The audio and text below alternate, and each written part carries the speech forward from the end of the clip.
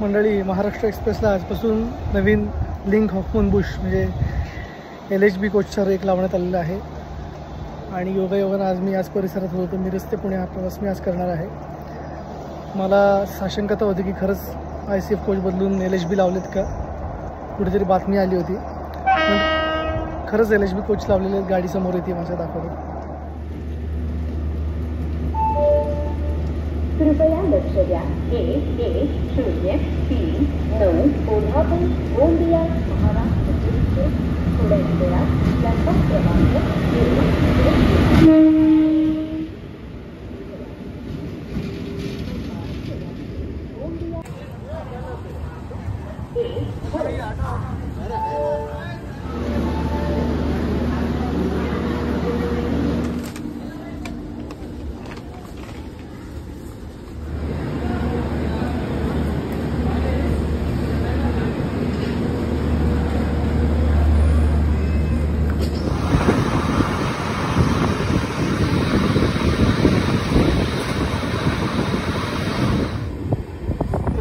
महाराष्ट्र एक्सप्रेसच्या या नवीन रेकबरोबर आज गाडीचा इनॉग्रेशन रन आहे.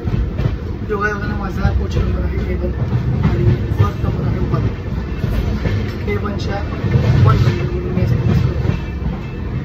सांगायचं होतं का आज निघालेली ही गाडी उद्या संध्याकाळी गोंदियाला पोहोचेल आणि परवा सकाळी गोंदियावरून निघेल ती चौथ्या दिवशी कोल्हापूरला परत येईल.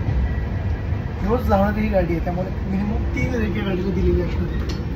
20 डब्यांची गाडी आहे. 3 रेक म्हणजे 60 LHB कोचेस या गाडीला ॲव्हॉइड केलेले आहे. छटाछट अशी चमचमती गाडी आहे. मारून फुलांनी आणि फुलांनी सजवलेली आहे. सांगायचा मुद्दा का की एवढा सगळा खर्च इंडियन रेल्वे आपल्यासाठी करते. नो डाऊट हा सगळा खर्च टॅक्स पेन्सच्या आणि विविध टॅक्सच्या रूपाने मिळणाऱ्या पैशावरच केलेलं होतं. आपण दैनंदिन व्यवहारात जे काही खर्च करतो त्याच्यावर जो टॅक्स करतो त्यातून हा सगळा खर्च केला जातो. एका अर्थाने या सगळ्या आपल्याच गाड्या आहेत. आपण घरच्या गाडीची जशी काळजी घेतो, गाडीत कचरा होणार नाही, कोणी थुंकणार नाही, ही सगळी काळजी जशी आपण घेतो तशीच काळजी आपण या डब्यांची सुद्धा घेतली पाहिजे. आज या गाडीच्या इनॉग्रेशन रनच्या पहिल्या दिवशी मला नक्की असं वाटतं की किती दिवस या डब्या असे राहतील. ही जबाबदारी रेल्वेची फक्त नाही आहे, ही भारतीय नागरिक म्हणून आपलीसुद्धा जबाबदारी आहे. तर आपण सजग राहूया, रेल्वेची काळजी करूया. पण सगळेजण